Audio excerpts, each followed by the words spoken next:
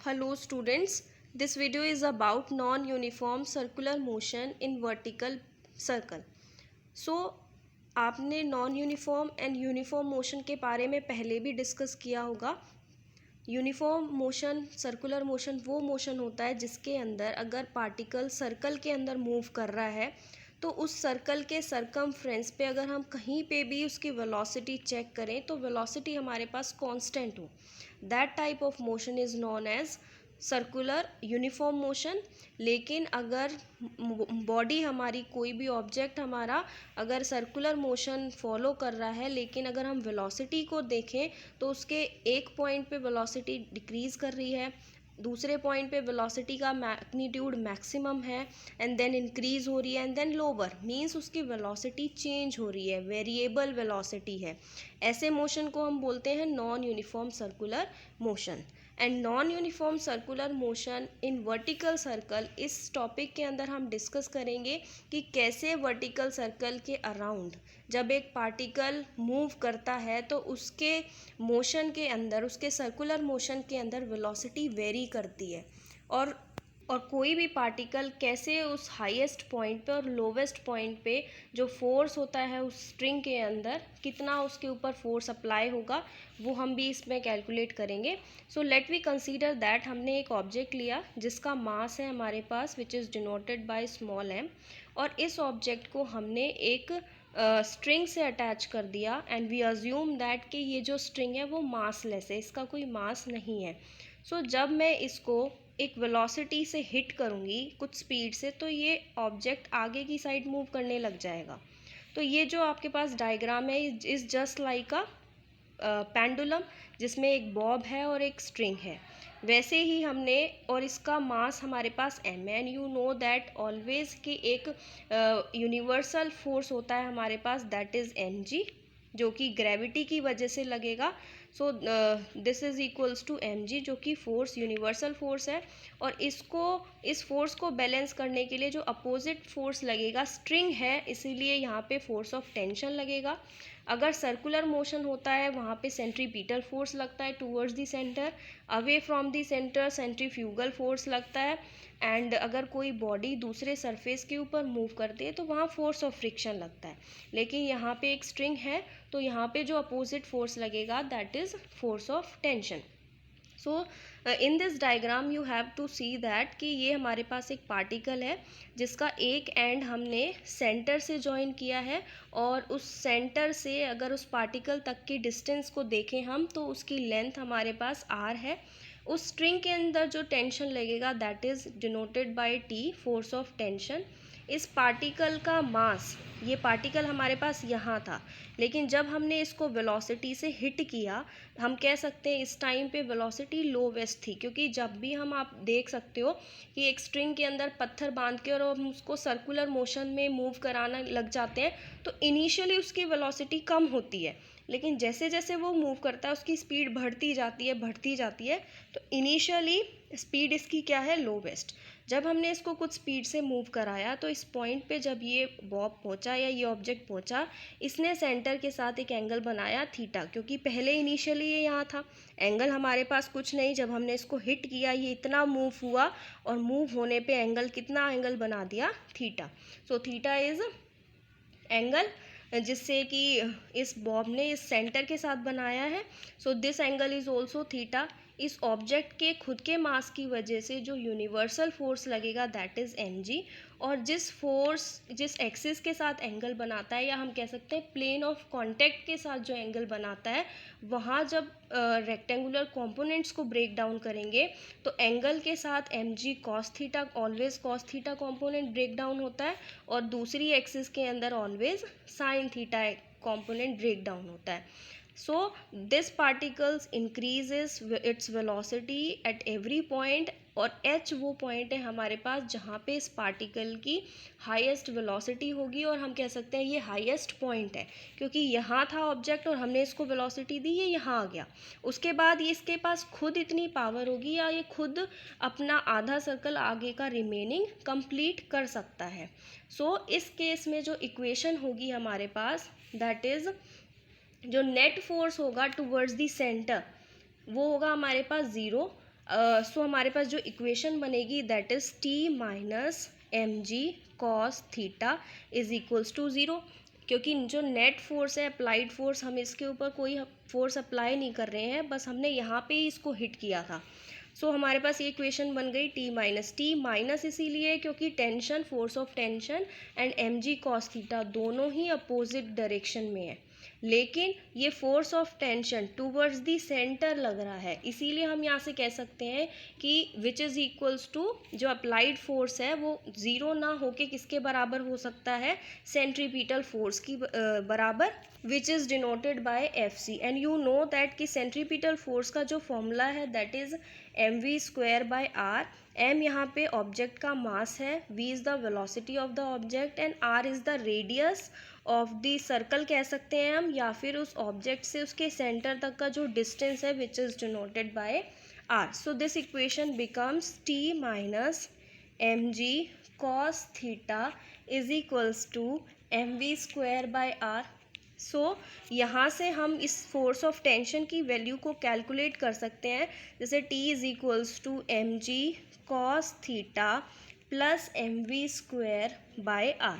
So this is the force of tension जो कि इस स्ट्रिंग के ऊपर लग रहा है जब ये बॉब, या हम कह सकते हैं ये ऑब्जेक्ट सर्कुलर मोशन के अंदर, सर्कल के अंदर, वर्टिकल सर्कल के अंदर मूव कर रहा है। सो इस इक्वेशन को यूज़ करके हम न्यूमेरिकली भी फोर्स ऑफ टेंशन की वैल्यू कैलकुलेट कर सकते हैं। अगर हमारे पास मास है, एक्सेलरेशन ड्यू टू ग्रेविटी है, वेलोसिटी गिवन है और साथ में रेडियस भी गिवन है। Now we have to calculate the force of tension at highest point, क्योंकि जब वेलोसिटी इंक्रीज होती जाएगी और एक टाइम ऐसा होगा जब ये ऑब्जेक्ट हमारे पास इस पोजीशन पे होगा और स्ट्रिंग तो सेंटर से टाई अप है ही, तो इस स्ट्रिंग के अंदर जो फोर्स ऑफ टेंशन लगेगा इस पॉइंट पे वो कितना होगा उसको हमें कैलकुलेट करना है। और जब ये स्ट्रिंग दोबारा ये मूव वन सर्कल कंप्लीट होने के बाद इसी पॉइंट पे आ जाएगी अगेन, तब भी इस स्ट्रिंग में फोर्स ऑफ टेंशन लगेगा, तो वो कितना होगा। So at highest point firstly we have to calculate at highest point, जो कि हमने कंसीडर किया है h। हाईएस्ट पॉइंट पे जो वेलोसिटी होगी उसको हम मान लेते हैं vh के बराबर है।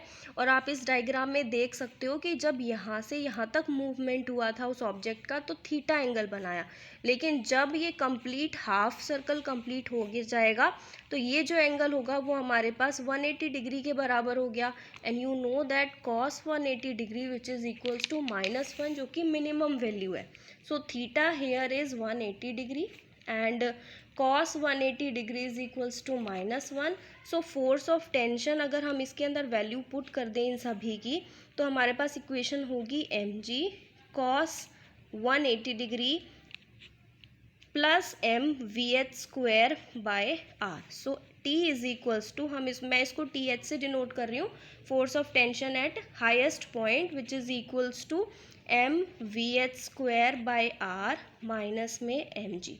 सो this is the value of force of tension at highest point. लेकिन अगर हम इस डायग्राम में देखें तो जब हमने एक बार वेलोसिटी इंक्रीज करी after a certain interval of time, इस ऑब्जेक्ट के पास इतनी कैपेबिलिटी है कि आगे का जो पाथ है वो थोड़े कम फोर्स में या अपने आप ही वो कंप्लीट कर सकता है, लेकिन जो स्ट्रिंग है वो हमारी टेढ़ी मेढ़ी नहीं होनी चाहिए, वो हमारी बिल्कुल सही होनी चाहिए। सो हाईएस्ट पॉइंट, लेकिन वो कब पॉसिबल होगा, जब टी एच की वैल्यू मतलब फोर्स ऑफ टेंशन की वैल्यू ग्रेटर देन और इक्वल्स टू ज़ीरो के बराबर होगी, विच मीन्स दैट आगे का पाथ वो तभी फॉलो हो पाएगा जब M V H square by R minus M G, ये जो वैल्यू है which is also equals to or greater than equals to zero.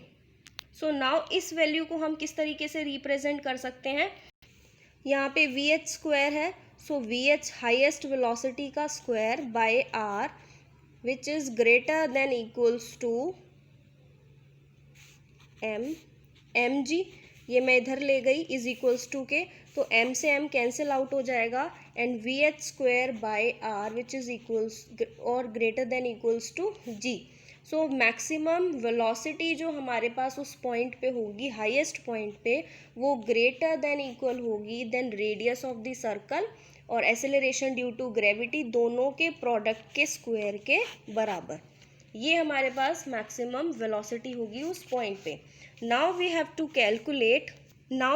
Calculate velocity and tension, force of tension at lowest point. अभी हमने VH निकाला है और हमने tension, force of tension at highest point निकाला है। Now we have to calculate at lowest point. So हम इस केस में अप्लाई करेंगे law of conservation of energy, कि energy neither be created or nor be destroy.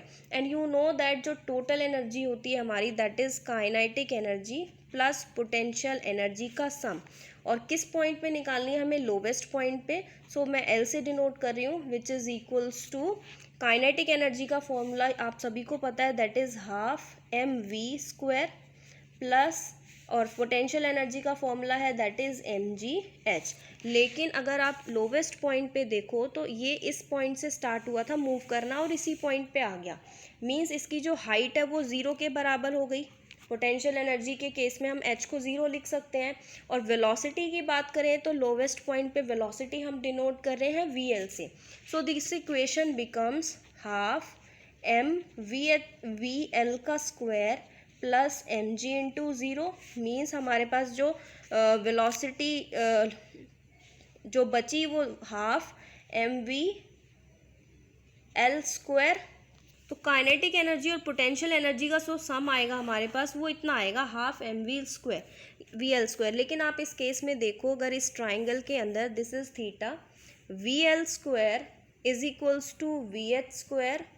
ये तो था हमारे पास लोवेस्ट पॉइंट के केस में। लेकिन अगर हम law of conservation of energy apply कर रहे हैं तो law of conservation of energy क्या कहती है कि एनर्जी लोवेस्ट पॉइंट पे और एनर्जी हाईएस्ट पॉइंट पे दोनों बराबर होनी चाहिए। Energy neither be created nor be destroyed. तो ये तो हमने निकाल लिया लोवेस्ट पॉइंट के लिए।